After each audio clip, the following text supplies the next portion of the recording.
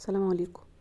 هنعمل النهاردة بقى احلى وافخم بسبوسة ممكن تعمليها، احلى من بتاعة المحلات 1000 مرة. جميلة جدا ومش مكتومة، ومش هنستخدم فيها ولا بيض ولا زبادي ولا هنحط حتى بيكنج باودر. هي هتطلع معاكي جميلة بالمكونات البسيطة اللي احنا هنقولها دي. طيب يلا نبدأ. المكونات اللي احنا هنعملها مع بعض دي بتاعة كيلو من سميد البسبوسة او دقيق الصامولينا. تمام. انا استخدمت من السكر حوالي 350 جرام، يعني عارفين انتوا الكيس اللي هو كيلو، انا خدت تلته. تمام. قسميه على تلاتة كده وخدي تلت الكيس بالظبط. ومعانا ربع كيلو لبن حليب كامل الدسم قليل الدسم زي ما تحبي. انا استخدمت كمان سمنة بلدي. السمنة البلدي بتبقى تحفة قوي في الحلويات بالذات، وخصوصا البسبوسة ديت. ربع كيلو سمنة بلدي. معانا كمان عسل جلوكوز. عسل جلوكوز اللي هو المحلات الكبيرة بتحطها على الحلويات. تمام كده.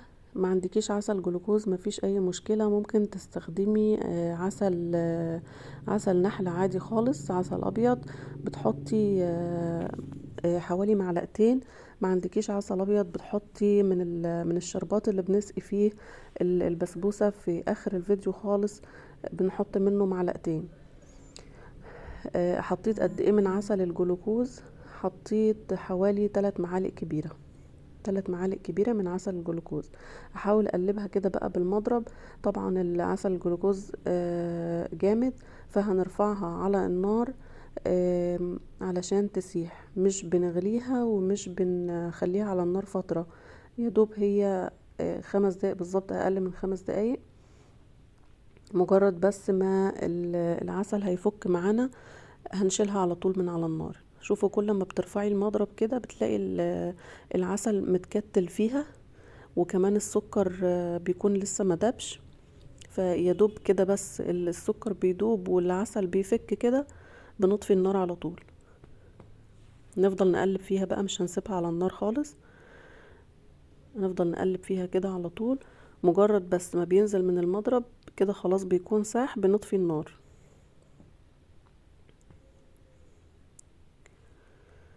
تمام كده.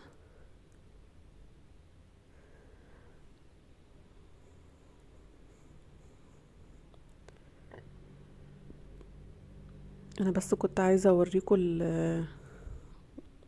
الشكل السائل جوه الحلة بشكل احسن يعني، فكنت عمالة اقرب الكاميرا كل شوية. طيب طول ما احنا بنقلب كده بنرفع المضرب كده ونشوف لسه في عسل موجود اهو. هنفضل نقلب كده، يا دوب الوقت اللي بيفك فيه العسل بيكون السكر كمان ساح، وبيكون كده تمام خالص.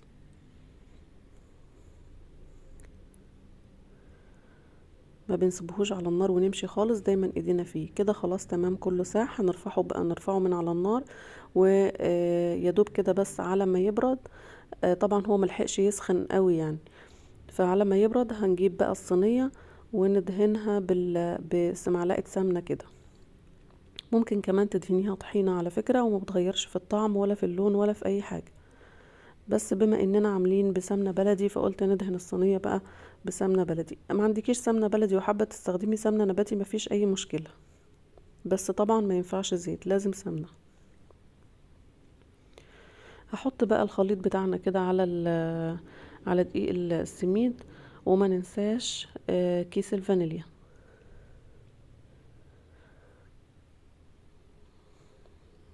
تمام. هبدأ اقلب فيه بقى.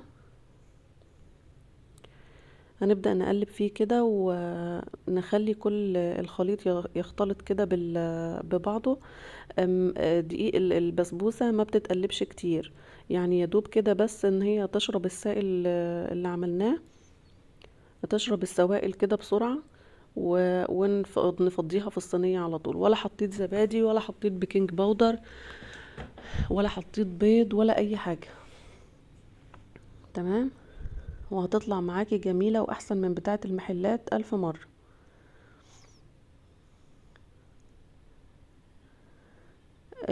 عايزة اقول ان دقيق السميد او السمولينا بيبقى عامل زي الرملة، يعني بيشرب المية او السوائل اللي بتحطيه عليها بسرعة رهيبة.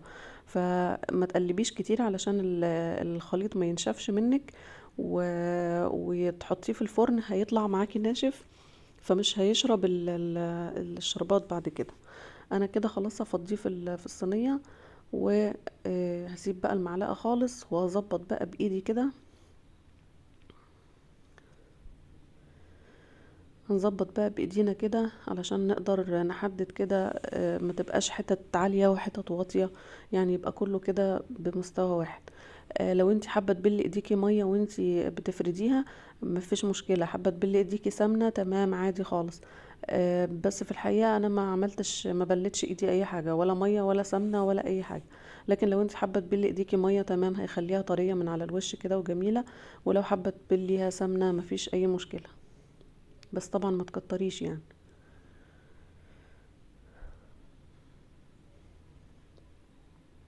تمام.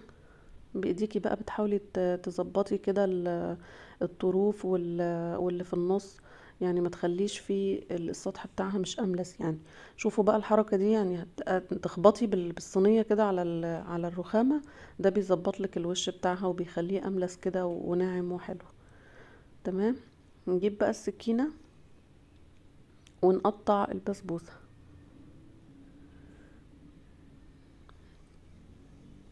تمام كده. انا طبعا كنت بقطع بالراحة جدا علشان ما تبصش مني وانا بقطع. بس انا مسرعة الفيديو علشان مسرعة اللقطة دي، يعني علشان ما اطولش عليكم. كل ما بتقطعي كده والسكينة تحس ان هي يعني اتعكت منك قوي وانت بتعملي، امسحيها في منديل او قماشة نظيفة او زي ما تحبي، بس علشان ما نبهدلش الصينية في قبل السوا. طبعا يعني موضوع التقطيع ده بتفرق قوي بعد كده لما بنيجي نسقي الشربات، بيدخل بقى كده ما بيبقاش فيه حتى فيه مش شاربة منه. كمان انا قطعت اصلا علشان موضوع الشربات ده، وكمان علشان لما نزوقها بقى في الاخر كده، اي حاجة انت حابة تزوقيها تبقى موجودة ايه في نص القطعة بالظبط، يعني ما نبقاش مثلا في الطروف القطعة تبقى طالعة مظبوطة. بتزوقي بقى بأي حاجة موجودة عندك. انا كان عندي لوز فحطيت منه، طبعا ما بيكونش متحمص ولا مملح، لا ده عادب يعني، حصى. تمام. تحطيها في النص كده وتضغطي عليها ضغطة خفيفة قوي، يعني مش جامد، بس علشان ان هي ما تكونش ايه عايمة على الوش كده. تمام كده. ما نحطها في نص القطعة كده ونضغط عليها ضغطة بسيطة قوي.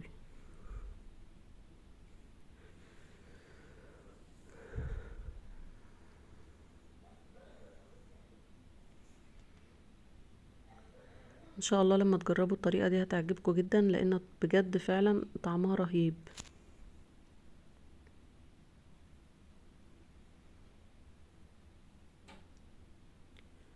تمام كده. ممكن بقى تحطي بقى الحشوة اللي تعجبك، اي نوع حشوة عندك، فستق، بندق، لوز، عين جمل، فول سوداني، بلاش طبعا الزبيب علشان هيتحرق منك.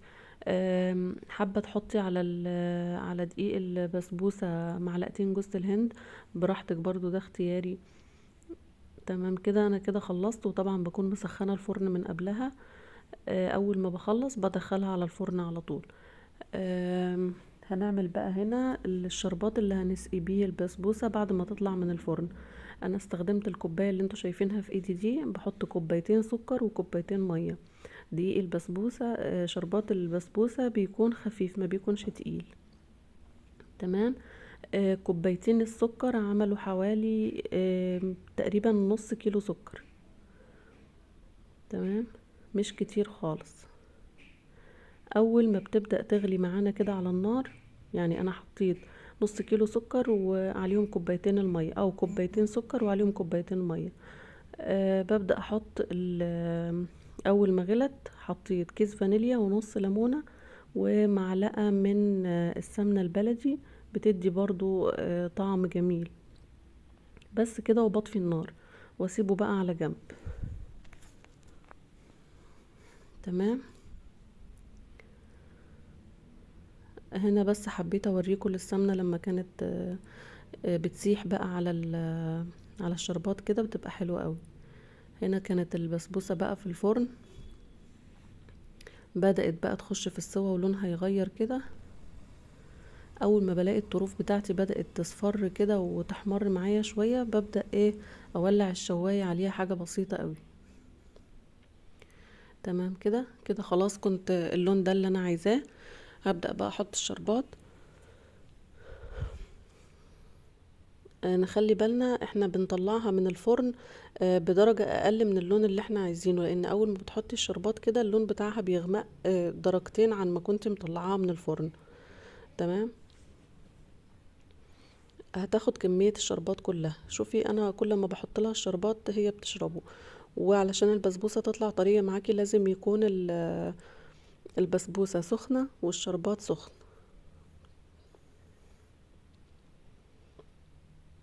شايفين الدخان؟ يعني الدخان طالع من البسبوسة ومن الشربات. انا قدامك اهو حطيت بقية الكمية كلها اللي في الحلة. خلاص كده الحلة فاضية خالص، والبسبوسة بتشرب كل الشربات. بعد ما بخلص خالص كده بروح جايبة غطا كبير او صينية على حسب حجم الحاجة اللي انت عاملاها، وبغطيها واسيبها بقى تشرب الشربات براحتها. ده بعد حوالي نص ساعة من ما عملتها، او ما كملتش بصراحة نص ساعة، يعني حوالي تلت ساعة. طلعتها علشان اكمل لكم بس التصوير واوريكم لونها عامل ازاي. انا بقطع من النص لان معروف ان الجوانب بتستوي قبل النص، فعايزه اوريكم من النص شكلها عامل ازاي من فوق ومن تحت، والتسويه بتاعتها ومش لازقه في الصينيه خالص. شوفوا، تحفه جدا جدا.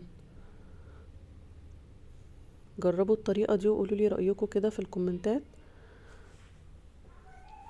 بجد رهيبه. هوريكم برضو لونها من تحت كان عامل ازاي. شوفوا لونها من تحت تحفه، من تحت زي من فوق، والتسوية بتاعتها جميلة جدا ومرملة كده ومش معجنة خالص، والقطعة متماسكة. ده كمان وهي كانت يدوب بقالها حوالي تلت ساعة، يعني مكملتش نص ساعة. المفروض ان هي بتقعد اكتر من كده علشان تتقطع وتطلع قطع متماسكة يعني. رهيبة بجد، اتمنى ان انتوا تجربوها. تحفة جدا جدا، يا ريت تجربوها، تعجبكم بجد اكتر من اللي بتشتروها من المحلات. وطبعا زي ما بقول لكم كل مره، كفايه انها حاجه انتوا عاملينها بايديكم في البيت. يا رب يكون الفيديو عجبكم وتكونوا استفدتوا منه. وما تنسوش بقى تشتركوا في القناه وتعملوا لايك وتشيروا الفيديو مع اصحابكم لو عجبكم. وبألف هنا. باي باي.